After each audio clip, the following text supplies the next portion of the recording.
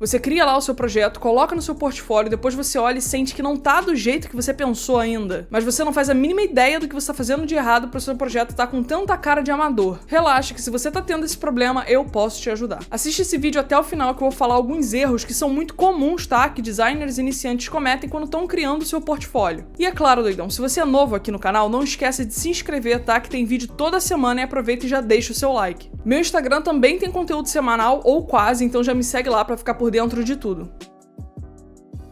Vez ou outra, algumas pessoas me enviam seus projetos de identidade visual para eu poder dar um feedback. E depois de analisar alguns, eu percebi que existem erros que são muito padrões, que todo mundo comete sempre. E o primeiro deles, assim, que é o primeiro que eu percebo, batendo o olho logo de cara você vê, é a diagramação. Eu já falei várias vezes sobre diagramação aqui no canal, é basicamente a distribuição dos elementos no espaço e a galera erra muito isso. Principalmente quando a gente fala sobre área de respiro. É muito comum eu pegar um projeto de alguém que acabou de começar e todo o projeto, todo o espaço da arte está lotado de coisa. Não tem uma área vazia, não tem nada em branco. Parece que cada pixel lá dentro tem que ser preenchido com algum elemento. Esse é um erro de conceito muito comum, tá? Dentro da sua arte, você precisa ter espaço vazio. Você não tem que ver um quadradinho que cabe uma foto e socar elemento lá dentro. Quando você criar a sua arte, enfim, que seja um post para social media ou até mesmo algum tipo de banner para você colocar dentro do seu projeto de identidade visual, você tem que lembrar que cada coisa tem um espaço para ficar e que precisa ter espaço vazio. Esse espaço em branco também compõe a sua arte, tá? E deixa muito mais agradável para as pessoas que estão olhando para aquilo. Outra parada que é muito comum também eu ver com diagramação é a rapaziada que coloca os elementos bem na bordinha da arte, tipo no limite. Não tem a famosa margem, não tem um espaço para as coisas começarem. As letras estão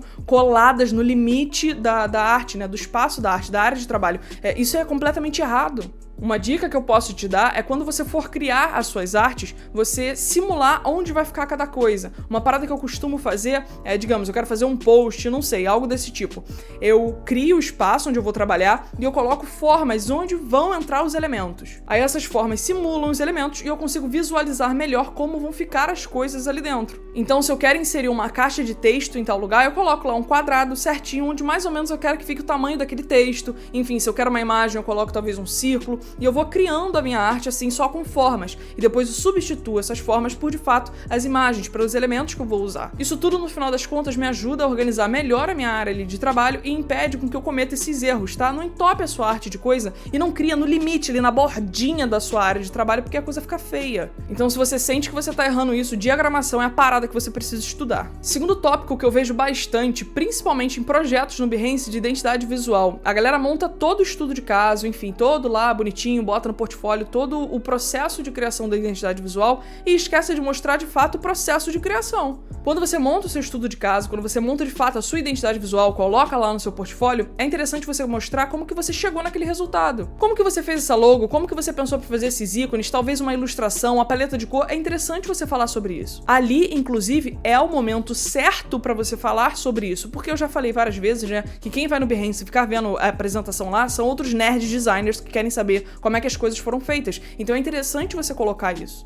É claro que, além disso tudo, isso agrega muito pro seu projeto, fica muito mais bonito, dá um ar muito mais profissional quando você mostra lá os grids que você utilizou para criar a sua logo, enfim, a explicação da sua logo. Você pode fazer isso através de imagem, através de texto. Esse é o momento exato para você falar sobre tudo que veio na sua cabeça. Tem uma rapaziada que também utiliza, às vezes, foto dos rascunhos que nem chegaram a seu resultado final, mas colocam isso, fica muito bonito. Eu vejo muito projetos de identidade visual só com a logo tacada. Mas e aí, como é que você fez isso, cara? Então, deixa o seu projeto com uma cara muito mais profissional quando você explica como que você chegou naquele resultado. Isso é muito interessante a gente ver todo o passo a passo da sua criação. Próximo erro muito comum aqui é uma pergunta minha, tá? Pra que tanta fonte? Algumas vezes eu já peguei projetos de identidade visual e tinha um tanto de fonte, tudo junto, uma na outra, às vezes fonte que nem conversava uma com a outra, e era um excesso de informação tão grande que chega a ser um erro até um pouco parecido com o primeiro que eu falei lá da diagramação com vários elementos num buraco só. É extremamente comum a gente utilizar mais de uma fonte no projeto ali, 2, 3, mas quando você coloca 4, 5, 6 fontes num projeto, fica algo só bagunçado, não fica nem bonito. A escolha da fonte do seu projeto vem junto com um estudo tipográfico, tá? Então, como eu já falei, todos os elementos dentro de uma arte, dentro do design, eles passam alguma informação para o seu subconsciente e a tipografia é um desses elementos. Então, quando você estuda a tipografia para poder colocar ali uma fonte ideal para o seu projeto, entender como que vão funcionar todos esses símbolos dentro do seu projeto, dentro do seu trabalho,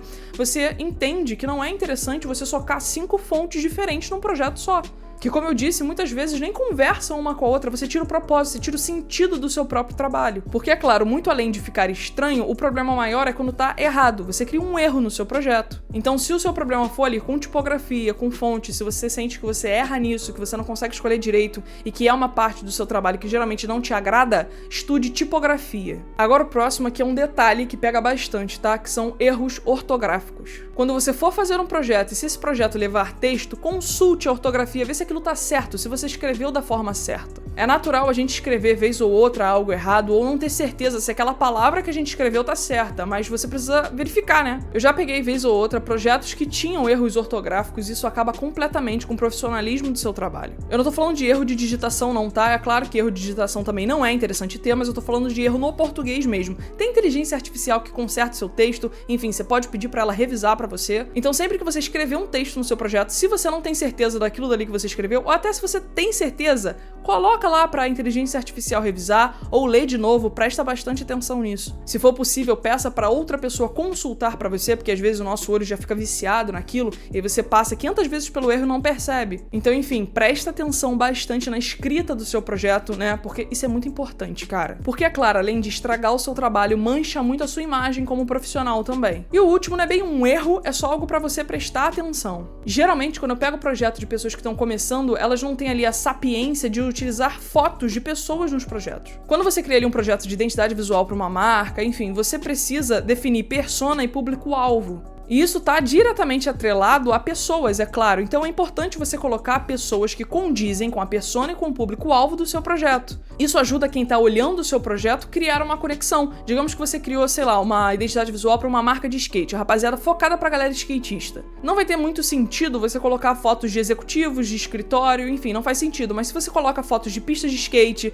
de pessoas que se vestem, enfim, em ambientes que parecem muito com aquele seu projeto, cria uma conexão. Isso faz com que pessoas que se identificam com aquilo olhem para aquelas imagens e se vejam lá dentro. Isso faz com que as pessoas se identifiquem e também agreguem muito no seu trabalho, porque você dá uma cara humana pro seu projeto. Para prestar atenção só, muitos projetos têm imagem, a maioria dos projetos tem imagens de pessoas lá dentro, porque as marcas são feitas para as pessoas. Então eu vejo muito projeto de iniciante que não tem imagem de pessoa nenhuma, é só objeto, é só coisa, não são pessoas. Então se você está começando, tenta ali pegar a imagem de pessoas para colocar no seu projeto, mas evita pegar essas imagens muito forçadas, tá? Tipo, que são extremamente estereotipadas, enfim, que dá pra ver que foram feitas pra aquilo. Se você vasculhar legal ali os bancos de imagem gratuitos que você utiliza pra pegar as imagens pro seu projeto, você vai ver que tem bastante imagem legal de pessoa. E eu aconselho bastante você passar a introduzir isso nos seus projetos. Basicamente, esses foram os principais erros que eu vejo em projeto. Tem outros, tá? Se pá, dá pra fazer uma parte 2 desse vídeo, mas esses são aqueles que quando eu bato o olho assim, são os primeiros que eu vejo. E que fazendo essas alteraçõezinhas aí, você já vai ver que seu projeto vai mudar completamente de cara. E é óbvio, como sempre, se eu conseguir ajudar você com esse vídeo aqui, não esquece de se inscrever aqui no canal e deixar o seu like.